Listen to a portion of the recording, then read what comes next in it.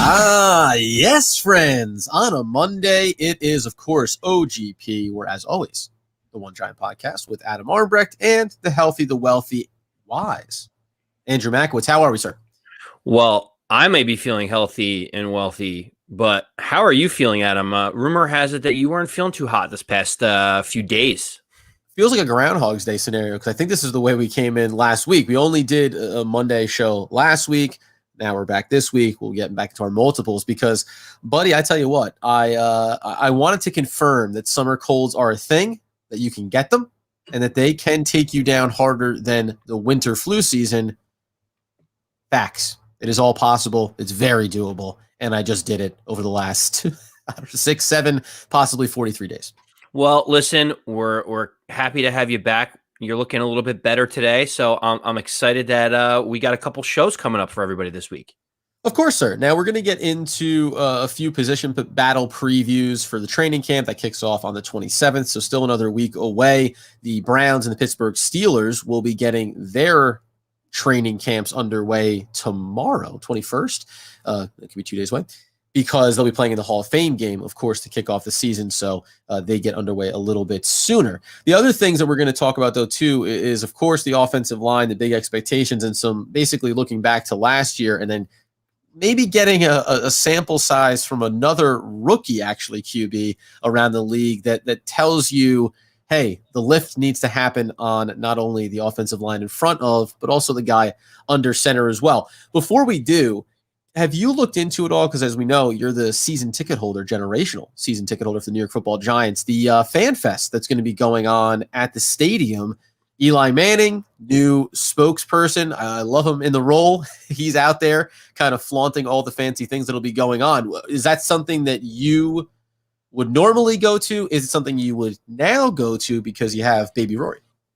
Well, they're actually sold out at Fan Fest. They did it already. Yeah, free tickets, right? It was free tickets. I could have grabbed some.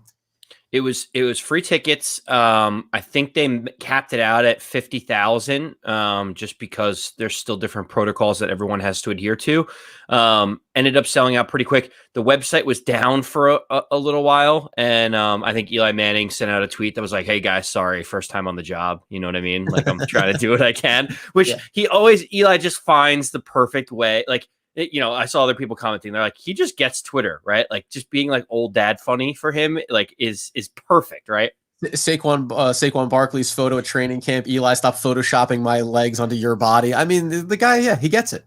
It's just gold. So normally I probably would go. I think we may be away on vacation that week, so that's why I didn't really push too hard to get tickets. But fans are going to be back. The response from fans was overwhelming, and they sold out within probably a day or two, I think, of when they released it. I think it's fantastic. And listen, I'm not going to sit here and say that Eli Manning is the orchestrator of these things, but the overlap of him moving into this role. But I think there's a difference between when you have former Giants. When you think about someone in the public spotlight like a Michael Strahan, okay, yeah, but he has a full career right in front of the camera. He has an entire broadcast career with his morning shows, et cetera, and then Sunday on Fox and everything else. So when you think about former Giants that are in the upper echelon of the greats of all time, and then getting one of them to be the face of these things, I think it changes the way you look at this kind of stuff. And obviously Eli Manning, no one's higher on the chart there for the New York Football Giants. I feel like this allows the Giants maybe to do some more stuff like that, like maybe to be more fan engaged because you have Eli Manning kind of as the guy, the music man leading the brigade. Yeah, I'm curious to see how things play out with Eli, because he needed that year away from the Giants just to like remove any doubt that Eli Manning was going to play quarterback anymore, right? Like, if he just stays in the building, they're like, hey, why don't you just grab a helmet?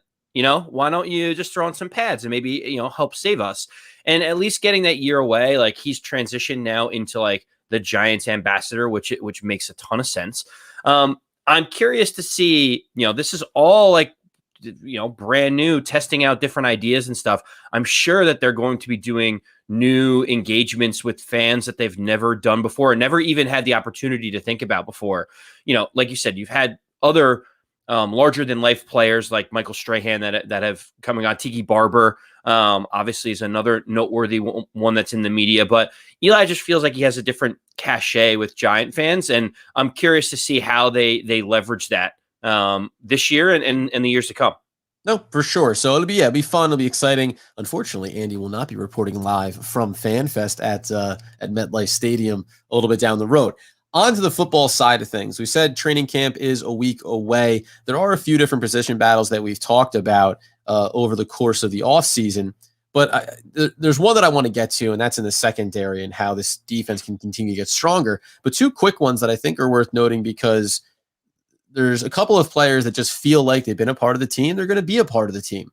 You start at the fullback position with Eli Penny, right? He's been with the team for a number of years, and yet they've never really utilized what is actually a strength in his game, pass catching out of the backfield. They haven't really leaned into that a lot. And when you think about the other running backs that have been brought into the room now, this is, as we said, a very complementary group of players. They all can do the different things that you want alongside or behind Daniel Jones. Now you also bring in competition for Eli Penny. And it does to me feel like I'll probably butcher this, Cullen Gillaspia. Yeah, that sounds about right. That sounds good. Yeah. If he can come in because he's more in the mold of a road grader, I just think it's going to be about fit. Like, it just feels like this is a player that more fits the Joe Judge model and maybe even to that extent a little bit of the Jason Garrett model. Although if you go back to Dallas, Garrett and what the fullback was utilized or expected to do there certainly had some versatility.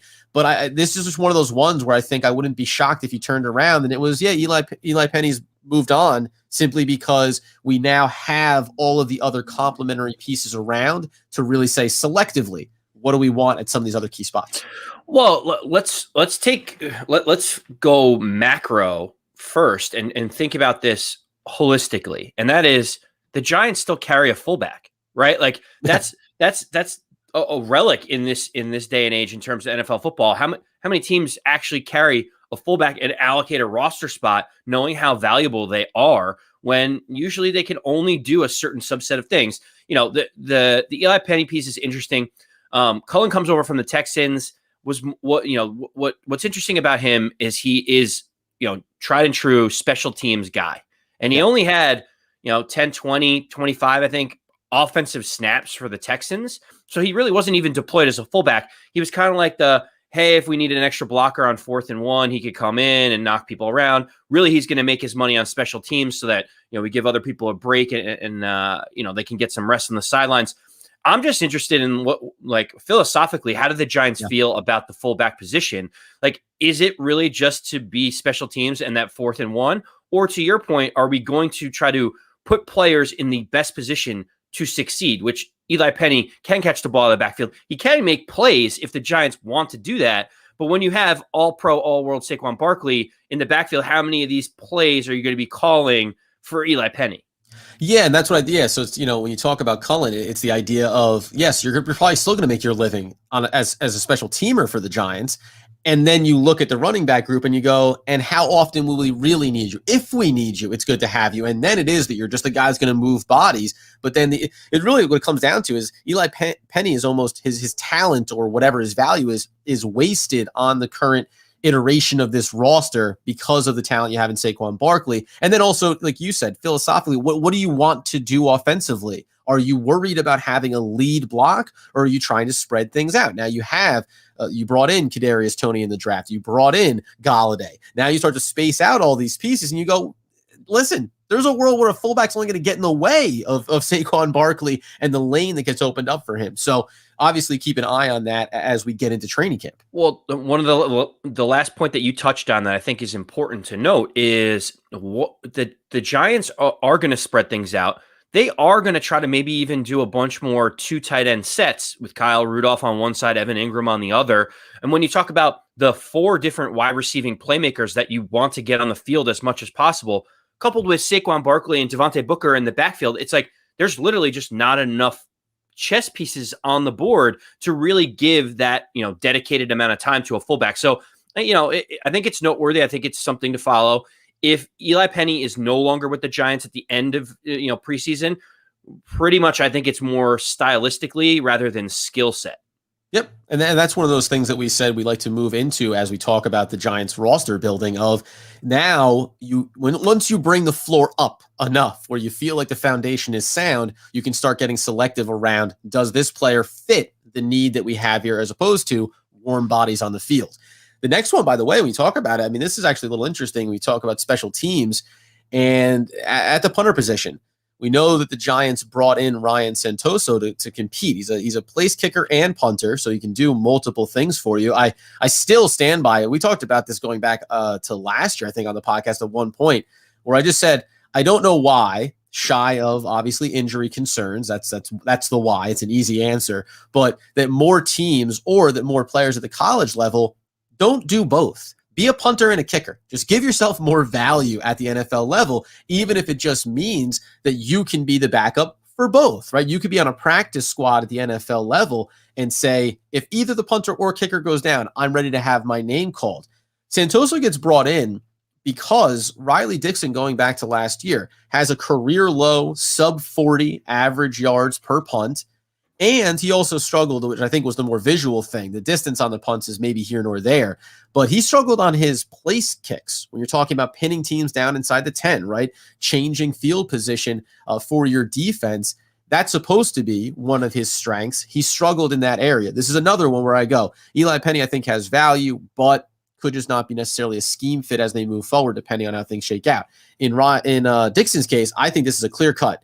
If Santoso looks good, I think that it's his job to lose. I think that Joe Judge and his emphasis on special teams and that importance, Dixon, bad year to have a bad year if you're talking about entrenching yourself here as the Giants continue to grow. Well, so I, coming from a soccer background, have a fine appreciation for some of the different special teams players. I think, Adam, you are underselling how difficult it is to both punt and kick field goals and do kickoffs in the NFL. And I think it's one of our lazy arguments to be like, oh, well, like they all kind of just use your foot. So like there's like, let's just have one guy do it all. It's like, you know, I'm not saying it's easy, but I think that you would be capable of doing it. I think that there are punters and kickers that would be capable of doing this. But why don't we just also have our punter and kicker play quarterback too and like throw the football and do everything else? I'm here to defend the honor and specialization of punters and kickers, Adam. We will not let you besmirch their roles and responsibilities. I guess you're right. It's why running backs never catch passes. It's why they never catch passes because they're only running backs. Right, exactly. That's why they're not wide receivers. Yep, exactly. Anyways, I may be I need to do a qualifier here. I may be slightly biased in this whole situation because Riley Dixon, former Syracuse alumni, right? And so I near and dear to my heart. Adam, it's tough because Riley Dixon does make a pretty hefty salary. And the big thing is there's no guaranteed money left for him on his contract with the Giants that he signed a couple of years ago back in 2019. So he's making, $2.5 to 2.8, I think it's something like that, $1 million. And the question that I first said is, well, what is that comparable to some of the other punters in the league? And to be honest with you, he's the 8th highest paid punter salary-wise. Now, production-wise, he was not the 8th best punter in the league. And, what I like to do is take one step back and say, is this an aberration or is this a trend? Like, what's going on with him? He was 11th in the league in punt average the year before that. So when he signed his contract, he was just on the breaking edge of being top 10. Listen, you could live with that. If he's getting paid around the 8th and he's giving you the 10 to 12th best production, you're like, yeah, that's kind of what we sign up for. I think for me, it's tough. There's with no money and no issues if you had to cut Riley Dixon clean, I could see the Giants wanting to make that move, but also like, I don't know, are they allocating that money anywhere else in the short term? Is there another guy that we need? Because if not, then let's go with the seasoned veteran that has the ability to be a potentially top 10 punter. Yeah, exactly. Again, this is all about just improving the team and getting better. And sometimes it's easier to take a bit of a flyer on a guy or have a guy fill a role for you for a couple of seasons. And then as expectations start to ramp up, you start to say, well, what are some of the fine details here? And maybe the ability for someone who could be a top 10 punter for you, who could change field position for you, that means it's worth looking at it and then also maybe creating a little bit of cap space on the side. Well, Adam, do you think the OGP listeners woke up this morning being like, man, I just want to hear Andy and Adam talk extensively about the punter battle at training camp and what we think? That's why we just keep throwing curveballs like this all the time, because you just never know which position battle we're going to talk about. The punter one is clearly at the forefront right now. Cat on a hot tin roof, friends. Our feet are always dancing. We're always looking. We're always trying to find that angle. Listen, because you know why too? Because we're going to get into a lot of the key positions across this roster, and we're going to see a lot of these results. When training camp starts, you'll start to see a lot of things flesh out. But if you're looking for a juicier area of the team to explore, it obviously is the secondary. We talked about it last week. The strength of this defense, how high can it possibly rise? And that's why I bring up the Aron Robinson versus Darnay Holmes battle in the secondary, and specifically at the slot corner position. Now, we're talking about, relatively speaking, go back to last year, we highlighted some of the guys like Yadam last week, but Darnay Holmes was a 4th-round pick. He played pretty well. One of the highlights that you brought in last week was didn't surrender any touchdowns, and that's a pretty big feather in your cap.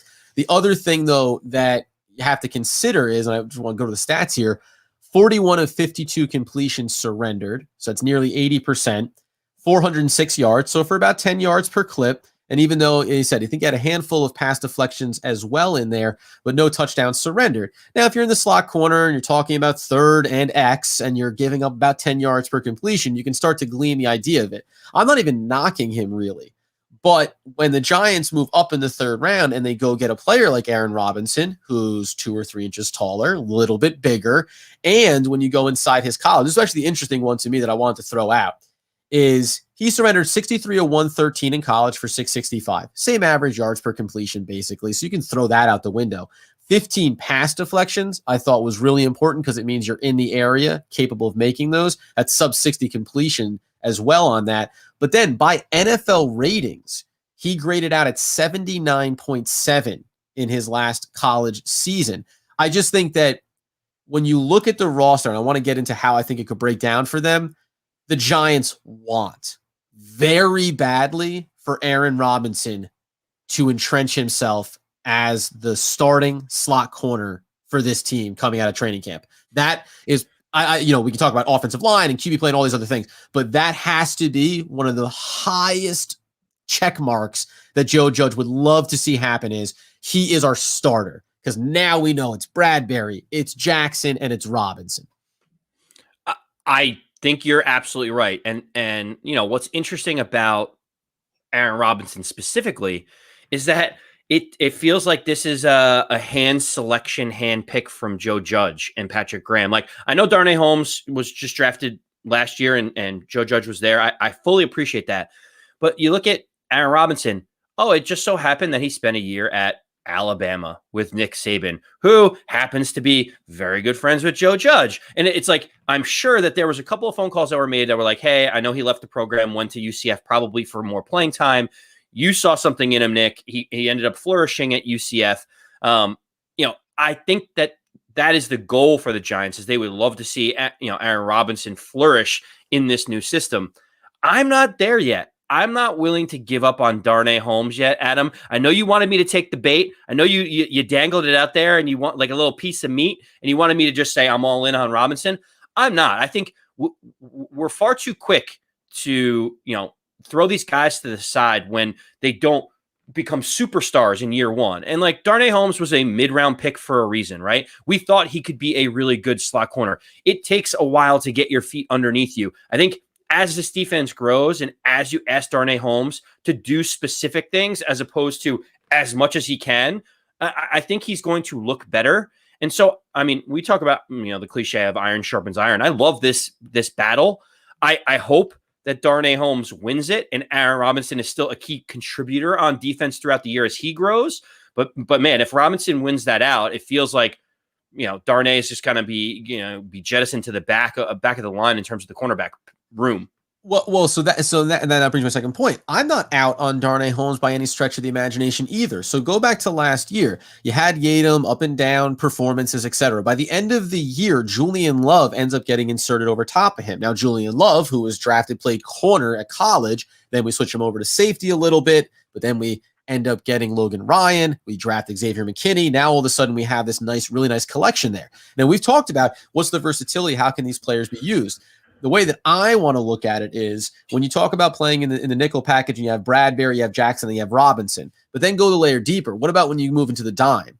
See, now I look at it as now I want to have that be Bradbury, Jackson, with Robinson and Darnay Holmes on there at those other two inside corner positions. And then when I look at the depth, I say, okay, now Julian Love and Yadam, you guys are the backups on the outside. You no longer have to get put into bad positions of playing on the interior where maybe you're not traditionally suited for. You're a little bit undersized. You don't have the strength. You're a little outmatched from a speed or quickness standpoint. And to your point, everyone gets to specialize a little more. When are you going to use Julian Love? I think someone who's going to get relegated to a lot of backup reps is going to be Julian Love. I think that he's the, maybe the most odd man out, although because he's at least a drafted player by the New York Football Giants, you look at him and say, if you're talking about guys you want to see develop, want to see get reps over maybe a Yadam, I prefer it to be Love. I'd like to see him to continue to develop because he looks like he has the physicality. Now it's just about, does he have the quick hips, the shiftiness on the outside to stay with some of these receivers? So on a week-to-week basis and matchup-to-matchup basis, Love, Yadam can have their little roles. But I like the idea, and to your point, Robinson's still going to be a rookie. He's still going to be developing. So the timeshare there can be a 50-50 split. It can be 60-40 by the end of the year where you want Robinson as a player you moved up in the third round to go get. You want him to start to take the lion's share. But I think that Darnay Holmes can clearly still have a very nice role on this team, and that just speaks to the strength of the secondary and maybe more definitively saying, where do we think all these pieces fit? These are how these can line up and check off. Well, it's funny how you ended that is actually like my pivot point. It's to me, the Giants secondary is so good because they could put any combination of all of these secondary players on the field, and you'd have no idea what the scheme looks like, what the package looks like. And anytime you can get an exotic look for a quarterback that's like, okay, who's the safety in this one? Where's the safety? How are we? Who's the nickel corner? Like that's difficult when you could just say, the safety could be anyone from Jabril Peppers, Logan Ryan, Xavier McKinney, Julian Love. Like if they're out there, it's like who's playing what position. I think that gives the Giants an advantage where it's like we don't specifically put all these different people in a box. Like all those guys I mentioned, one could be the strong side safety, one could be the free safety on any given passing play. And that allows Patrick Graham to get a little bit more creative with what he's looking to do. So to me, I love this. Like, and the other piece I will say real quick is it also depends if we're talking about like scripted plays a couple times a game or like, a handful of plays where Aaron Robinson will come in for Darnay Holmes, or if there's a big injury that causes someone to jump in and who are we going to play and where are they going to set up? Obviously, I think that changes things drastically. And as over on our YouTube Live where John Doe was chiming in about Xavier McKinney, right? He comes on late in the season. He plays a ton of reps in the nickel package, certainly as well. And the question becomes, and I think it's right to bring it up, are you going to use Xavier McKinney even more in that role now? Or was that a product of a couple of things? One, he's finally healthy back on the field. You want to give him as many reps as possible at the end of the year just so that he starts to get ramped up and feels like there was some amount of a rookie season. And then also, was it a product of maybe not having the depth there, right? Now you get a Dory Jackson in, so now it feels like, well, now Yadam doesn't have to play out there. Now Love doesn't have to be forced into. Where does Logan Ryan fit in? Peppers, schematically, what do you want to accomplish with him? I will say, though, it's a fair point to the idea of above all of these guys, Holmes, above Robinson, above Yadam, above Love, above Logan Ryan, so many players. Xavier McKinney, who was a steal, as we know, we know he's an X factor. It's in the name, but wherever he's best utilized is going to dictate how everyone else gets utilized, right? If putting him next to Peppers deep makes a lot of sense, great. If him being single high when Peppers goes into the box works, great. But wherever you think, week to week, by the way, wherever you think the best matchup for him is, that's going to dictate how the shares go out behind them. And I think you will see that with Patrick Graham, week-to-week basis, matchup to matchup. If you think bringing Xavier McKinney down into the nickel package with consistency against Team X is going to be the most disruptive thing, done deal, right? But if you think that the physicality maybe of a Robinson can help you get to point B, that's what it's going to look like. So I'll be very interested to see. I think training camp can tell us some things, but maybe, that one preseason game, maybe it'll tell us this. And then week 1, week 2, week 3, you'll really start to see how do these guys look in camp and how does Patrick Graham evaluate where they're best used. Yeah, and as we think about it, it hits home the point to me, Adam, that we start talking about Xavier McKinney, Jabril Peppers. You bring up all these names of great guys in our secondary. It sounds crazy, but we kind of know what we're going to get from James Bradbury. We know we're going to get top 5 production. Whether or not the rest of the world wants to admit that he's that good of a player is a whole nother thing. But it really comes down to Adoree Jackson. If Adoree Jackson is the guy that we think he is, and that's why we paid a premium, you have James Bradbury closing down their number 1. If Adoree Jackson can just wipe out their number 2 wide receiver, think about what that means for the rest of the defense. What types of looks, what types of blitzes, what types of coverages you can put in deep. It's like, if Adoree Jackson is the guy that we just paid him to be, this Giants defense could be all-time great in terms of Giant defenses. And that's saying a lot, Adam.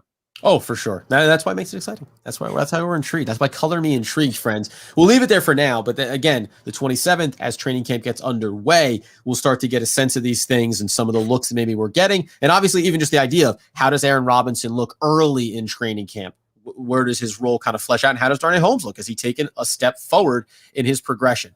I want to get out the door on what else? If you come to OGP, you come here for the offensive line. That's what you're here for, friends. That's what everybody needs. Quickly, I wanted to touch on, there's a couple of things. So first, you go back to this past off season. I want to make sure I get the right information up here. So this is off of Pro Football Focus, and we try to use a few different things, and that's why I actually pulled some other information off of athlonsports.com as well. But going by Pro Football Focus, they said, looking back at last season and just ranking the offensive lines, it's worth noting the last 2 offensive lines in the league, to gild the lily here. But do you think, were the Giants last or second to last? The only guess that I have, because I didn't see this one, I'm going to say the Giants were second to last to the Jets. That would be my guess. So they are second to last, but they're not second to last to the Jets. By the way, I'll actually pull up and see here. The New York Jets, which I assume would be safely down the list here somewhere, they came in at 29th. So they were close. 30th was the Bengals. 31st was the New York Football Giants. But here's why I just wanted to touch on this briefly. The Chargers were the 32nd rated offensive line. And that's scary. That's scary. The reason why I bring it up is, and this is to a point that you had made when we were talking about quarterbacks off podcast around Justin Herbert, and where would you rank him? And we're going to probably come back in and reset our value for cost on our QB chart that we had done last year as well. The fact that he had the type of season that he did in his rookie year behind the, by some metrics, worst offensive line in the league is that thing that makes you cast your eyes back over to the Giants and back over to Daniel Jones and say, we always go back and forth about expectations and how much can you offset because of the offensive line play or lack thereof. And then you also go, and you got to make it happen, right? If you're Daniel Jones, you have to make it happen. And this was just a little flash in my mind of, man, some proof in the pudding here. Here's a team that didn't have a great offensive line, and yet here's a young quarterback really achieving. Daniel Jones not on the level of a Justin Herbert coming out of college by most scouting, but he was able to get the job done. Does that, well, I guess maybe really just to put a feather in your cap about saying that Justin Herbert is quality and maybe is entrenching himself close to that top 10 even at this young point of his career? Well, thank you for acknowledging some of our off air comments. I was coming out of school, I was like, oh, can Justin Herbert do what he needs to do? And then like 10 seconds of watching him throw football, I was like, that's going to be a guy. Like, he's the dude. Like, some guys are the guy, other guys are not. He is the guy. What's interesting is you look at the Bengals being at the bottom of the list. They have another all-world quarterback too that they couldn't keep healthy, that tore his leg because they couldn't keep him upright. But here's the thing, Adam, and this does worry me slightly, is that like, you look at Justin Herbert, you look at Joe Burrow, they had the 2 worst lines outside of the Giants in the entire league. And you looked at both of those quarterbacks and you're like, they're doing it all in spite of these offensive lines. And we can tell through all of this, we can filter this out and say, these guys are amazing. We know that the Giants have had a terrible offensive line, but the jury's still out in terms of Daniel Jones and his ball security and how he's actually going to look overall. So it actually does concern me a little because the other two at the bottom of the list, are going to be great. And so like they're not using the offensive line as an excuse for their quarterback play. Yeah, and again, I think that's expectations around what you think these quarterbacks are supposed to be coming into the league. And then also, though, talent around them, right? You go on a case-by-case basis. Now, Burrow in Cincinnati, it's not like they were exactly, you have A.J. Green at the end of his career, although tried to resurge a little bit. Where would you rank their receiving core in his rookie season? Obviously, having a player like Keenan Allen, a true still number one, plus some of the other weapons they have there in L.A., makes you feel like good leg up, right? Good starting point. And when you think about the Giants, and we've talked about the myriad of whether it's injuries or lack of production from a player like Evan Ingram, you go, well, who knows what these numbers could look like if you were checking off some other boxes. Now it's a little bit of, let me give you my list of excuses why Daniel Jones shouldn't be held accountable. At the end of the day, I'd still rather have seen Daniel Jones do what Justin Herbert did as opposed to some of the results that we got. The other quick piece here I just want to get to, because before we do get out the door, is, and I said, athlonsports.com. Here's the other piece of it. 2021 NFL rankings by position across the offensive line. So the first thing that I just brought up here quickly was when you run through the tackles, guess what? There's not going to be a Giant listed there in the top 20. That shouldn't shock anybody. You move over to the guard position, though, and guess what? There's a Giant, former Giant, and that would be one Kevin Zeitler. Now with the Ravens, he's listed as 9th overall. So when you look back, and then you can go through the other positions, no Giants are listed on the top 20 at any position across the offensive line coming into this season. So to tie it into the idea of where were they and where are we headed, these question marks still exist around this team. And when you see Zeitler there, we understand the dollars and cents of it and all that stuff. And yet, I think with the way the Giants offseason went and then the way the draft went, you maybe do look back and say, was that definitely the move to make there? Would having a Zeitler on this roster right now change how you felt about things coming into this year? We know the question marks around the young guys, but it does bubble up this sense of, I know we have optimism, and I guess the question really becomes 2022, how many Giants will be ranked in the top 20 across the offensive line when a rank like this comes out? Yeah, that's the tough part. But Adam, we knew this. After the offseason the Giants had, the offensive line was terrible. We didn't do very much in the offseason to address the fact that the offensive line was terrible. We have your boy, Nate Solder, coming back, which could be a huge boost to this offensive line. You got real quick, I'm sorry, because I read this and I wasn't going to bring it up on it, but the money that they reduced his contract by was the same amount of money that they would have saved by cutting him. So just to be clear, the reason, again, I'll keep saying this, he's there to be a locker room guy. He's there to be a veteran for the young players. The only reason why he's still on the roster is because it was the same amount of money to keep him or to not have him be there. I can't wait till at some point in the season Nate Solder plays some type of role to help the Giants win a game or two. And man, Adam, that Monday morning show, once that happens, rooting for a Giants disaster is just so negative going into a year, because that's the only way. It'll take a disaster for him to be playing a significant role in this offensive line. I just can't wait. I'm excited to see that day. Everyone on the show knows that you are not a Nate Solder fan from a football on the field perspective. Correct. I won't, anything off the field. We all know that he's a great guy. You don't want to go into that realm, but the amount of shots that you take at him for his on-field play does lead a lot of people. I've talked to a few of the listeners of the show. They're worried they were throwing out the V word, which I don't think it's a vendetta, but that's what they were talking about. There's been rumors, and you know what? Listen, I'm not going to outright deny them. I'm not going to outright deny them. So how about that? Yeah, stir the pot a little bit, friends. Maybe I do. Maybe there's a bit of a problem there. But to your point, though, these question marks that we have around the line, and we talked about this before, and we'll get out the door on it. Training camp is such a fickle thing. When you think that your team is getting better, that's, right now you look at the defensive side of the ball.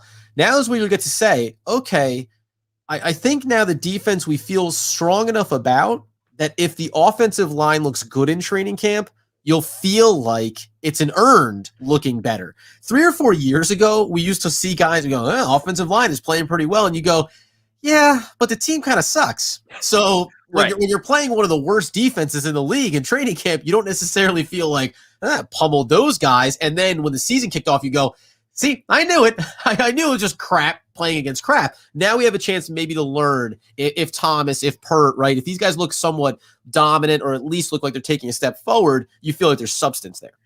The Giants' game plan was have the offensive line mature and grow together, not necessarily just bring in another piece to put on the chessboard that's going to perform better than the last one. But Adam, the thing I will also say, and we'll get out on this, the Giants improved the offensive line by also getting as many weapons as they did for the offense. Yes. By getting Kenny Golladay, you now can have Daniel Jones throw the ball faster. There's a guy that can get separation. You look at a guy like Kadarius Toney being drafted in the first round. He is a matchup nightmare. Get the ball to him in space. You're looking to get the ball out of Daniel Jones's hands faster. You look at Saquon Barkley coming back from injury. All-pro running back can pick up 6 yards or break a touchdown run for 60 yards, makes the offensive line look that much better. So while the players on the line itself may not have changed all that much for us, these weapons are just ways to get the ball out of Daniel Jones' hand and not rely on them to hold off an all-pro defender like Aaron Donald for 3 seconds. And at the end of the day, this is the risk reward of this is what the Giants chose to do. They believe that by adding weapons as you needed to, it will also reflect in the improved play by the offensive line, along with their development because they're young across there as well. So do I think it's going to pay off? Yes. Do I have confidence in Thomas and Pert and Gates? Yes. And even Lemieux to a lesser? Yes. And as long as it pays off, then it was all worth it. If all of a sudden we're there week one saying, boy, Daniel Jones is running for his life, or boy, it doesn't matter how open Golladay is. If there isn't enough time to throw to him, all of a sudden we'll be looking back at Gettleman and the organization and having some questions to ask. You can continue to find us on YouTube as we do the live streams in the mornings for OGP. And of course, wherever you get your podcast needs fulfilled, follow us on social media at One Giant Podcast. In the meantime, friends, as Andy Makowitz would want, would need, and certainly would demand that the people know.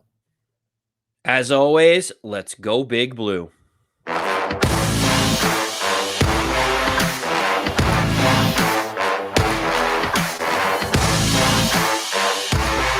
Shout out John Doe.